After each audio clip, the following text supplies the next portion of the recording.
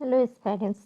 हम बात करेंगे क्लास 6 की एनसीईआरटी की। और एनसीईआरटी में यहाँ पर देखेंगे हम फर्स्ट चैप्टर, जिसको हम समराइज वे में यहाँ पर पढ़ने की कोशिश करेंगे। मतलब कि इसका पूरा चैप्टर में जहाँ इंपॉर्टेंट क्वेश्चंस आएंगे उनको क्लियर करते हुए चलूँगी। ओके, तो ये चैप्टर का नाम क्या है आपका? भोजन के घटक, कंपोनेंट्स ऑफ फूड। यानी कि जो भोजन में इंपॉर्टेंट न्यूट्रिएंट होते हैं, जैसे कार्बोहाइड्रेट, प्रोटीन, वसा इत्यादि। अब यहाँ पर हमें क्या देखना है? एक ही प्रकार के भोजन में कई चीजें होती है, जैसे चपाती, दाल, बैगन, भिंडी, मछली, सब्जी, कुछ भी हो सकता है। ठीक है, अब ये सब चीजें क्या कहलाएंगी? ये कहलाया हमारा पूरा का पूरा भोजन। इस भोजन में हम कुछ भी इंक्लूड कर सकते हैं। आहार की कुछ सारणी दी गई है। ये आहार क्या होता है? आहार की सारणी जो है, जैसे कि कुछ कच्चा व्यंजन हो गया, ये हमारा उत्तर भारत हो गया, जहाँ पे मक्की की रोटी ज़्यादा फेमस है। राजमा हो गया, सरसों का साग, दही, घी। वहीं साउथ इंडिया की बात करें, आंध्र प्रदेश की, तो चावल, अरहर, रसम, कुंदरू, मठा, घी, अचार, ये सारी चीज़ें वहाँ खाई जाती हैं ज़्यादा, जिससे भोजन के पोषक तत्वों को ग्रहण किया जाता है। ये भोजन के पोषक तत्व पौधे और जंतुओं से मिलते हैं। ये कच्ची सामग्री के संगठन होते हैं, और इससे संगठक को, यानी कि कच्ची सामग्री में हमारे शरीर के लिए जो आवश्यक घटक है, इन घटकों को हम पोषक कहते हैं, यानी न्यूट्रिएंट कहते हैं।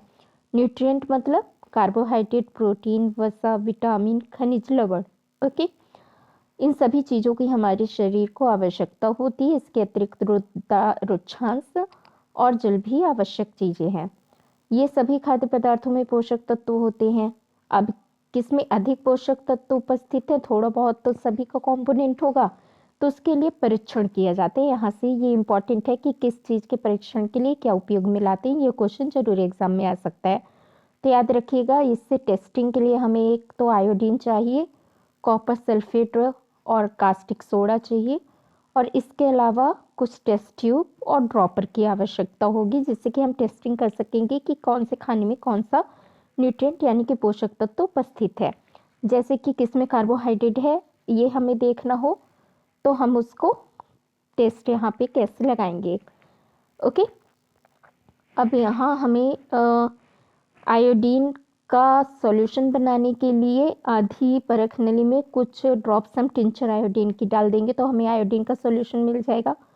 कॉपर सल्फेट सॉल्यूशन में 100 मिलीलीटर वाटर में हम 2 ग्राम कॉपर सल्फेट सॉल्यूशन बना देंगे, और इसी तरह से 100 मिलीलीटर वाटर में हम 10 ग्राम कास्टिक सोडा सॉल्यूशन को डालने से हमें कास्टिक सॉल्यूशन का सॉल्यूशन मिल जाएगा।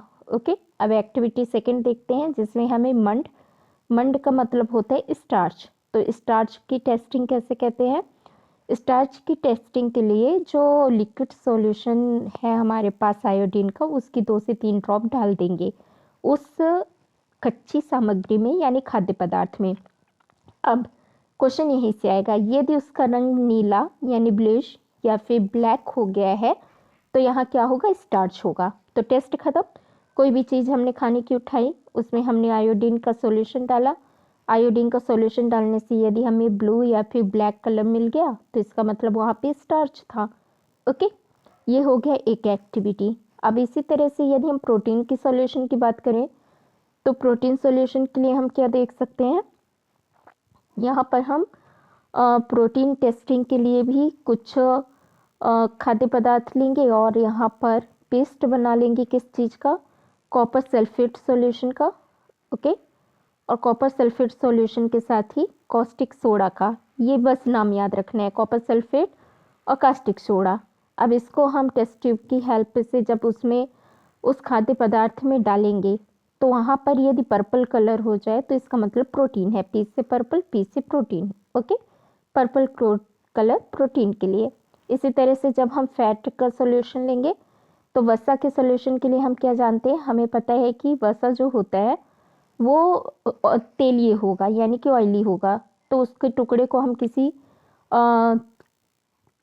पेपर के उसमें रख देंगे। पेपर में अगर पानी निकल करके आ गया, तो फिर हम क्या समझ लेंगे कि ये यहाँ पर कुछ पानी जैसा दिख रहा है, तो हो सकता है तेल है। थोड़ी देर सुखा देंगे, पानी होगा तो उड़ जाएगा। लेकिन अगर सेमी परमिएबल हो जाएगा, तेल के धब्बे दिखाई देंगे, इसका मतलब उसमें वसा है। ठीक है, तो ये हो गया वसा का परीक्षण। अब यहाँ पे अगला क्वेश्चन एग्जाम में क्या बनेगा कि यहाँ पर हमने सबसे अधिक पोषक तत्व किन चीज़ों की उपस्थिति है, तो टेस्टिंग लगा लेंगे। और इन पोषक तत्वों की आवश्यकता हमारे लिए क्यों होती है, हम क्यों इन पोषक तत्वों को ग्रहण करते हैं। तो क्वेश्चन यहाँ पे आ सकता है कि कार्बोहाइड्रेट और वसा में से दोनों में से ऊर्जा मिलती है, लेकिन ये एनर्जी जो होती है कार्बोहाइड्रेट की तुलना में वसा से हमें ज़्यादा अधिक मात्रा में एनर्जी क्या होती है, मिलती है। लेकिन अगर वसा ज़्यादा हो जाए तो मोटापा भी हो जाता है, एक रोग में आ जाएगा। कार्बोहाइड्रेट भोजन को ऊर्जा देने वाला भोजन कहा जाता है, ये भी एग्जाम में आ सकता है। ओके, अब यहाँ पे कुछ एग्जाम्पल देख लेते हैं कि सोर्सेस ऑफ कार्बोहाइड्रेट क्या है। तो जैसे शकरकंद हो गया, गेहूं, चावल, आलू, गन्ना, पपीता, तरबूज, आम और मक्का, ये मुख्य स्रोत हैं कार्बोहाइड्रेट के। इसी तरह से हम यहाँ पर देखेंगे ऑयल के, तो तिल, मूंगफली, गिरी, नारियल का तेल, सूरजमुखी का तेल, सरसों का तेल, सोयाबीन का तेल, ये सभी फैट यानी वसा के उदाहरण हो गए। फिर हम देखेंगे यहाँ पर और किन चीज़ों से मिल सकता है वसा, तो ये जंतु स्रोत हैं, जैसे कि मांस, मछली, अंडे, दूध, घी, मक्खन, इन सब में भी फैट होता है। ओके, तो ये हो गए मुख्य स्रोत फैट के। इसी तरह से यहाँ पर देखना है कि प्रोटीन के कुछ क्या प्लांट या फिर एनिमल सोर्सेस हैं। तो प्रोटीन हमें दाल वाली चीज़ें जो हो जाएंगी, जैसे चना, मटर, सोयाबीन, तुअर दाल, मूंग, राजमा, इन सभी चीज़ों से प्रोटीन मिलेगा, ये इंपॉर्टेंट चीज़ है। इसी तरह से प्रोटीन मिलेगा मांस, मछली, पनीर, दूध, अंडे से। ओके, जब विटामिन की बात करेंगे तो विटामिन ए के लिए आम, पपीता, गाजर, ये मेन सोर्सेस हैं। विटामिन बी, जो कि बी कॉम्प्लेक्स भी होता है, बहुत बड़ा इसका अलग से चैप्टर है। विटामिन बी मिलेगा आपको गेहूं से, यकृत से, चावल से। ओके, विटामिन सी खट्टे पदार्थ जो होते हैं, जैसे कि यहाँ पे टमाटर, संतरा, अमरूद, नींबू, आंवला हो गया, इनसे। मिर्च भी विटामिन सी का स्रोत है। इसी तरह से विटामिन डी जो होता है, ये दूध, मक्खन, मछली, अंडे और इसके अलावा धूप से विटामिन डी हमें मिलता है। विटामिन सी रोगों से लड़ने में हमारी मदद करता है, इंपॉर्टेंट चीज़ है। विटामिन ए हमारी स्किन और आँखों के लिए इम्पॉर्टेंट है। विटामिन डी हड्डी जैसे कि दांत वगैरह के लिए कैल्शियम का उपयोग करके हमारे शरीर की सहायता करता है। इसके अलावा क्या क्वेश्चन बन सकता है, यहाँ पर आयोडीन के कुछ सोर्सेस देख लेते हैं। आयोडीन मिलेगा हमें नमक से, अदरक से, फिश से और पालक से। ओके, और फॉस्फोरस की बात करें तो फॉस्फोरस हमें मिलेगा दूध से, केले से, मिर्च से, गेहूं से, चावल से।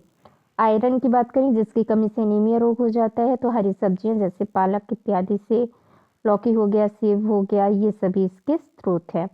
कैल्शियम की बात करें तो दूध, अंडा कैल्शियम का अच्छा सोर्स है। ओके, बाकी विटामिन डी हमने ही देख लिया कि विटामिन डी सूरज की रोशनी से मिलता है हमें। तो यही क्वेश्चंस आपके एग्जाम में आ सकते हैं। इसके अलावा पोषक तत्वों की मात्रा जो होती है किस पदार्थ में अधिक होगी, जैसे चावल में कार्बोहाइड्रेट की मात्रा दूसरे पोषक तत्वों से अधिक होती है। आहारी रेशा और जल की भी आवश्यकता होती है हमारे शरीर को, जो अलग अलग स्रोतों से हमें मिलता है।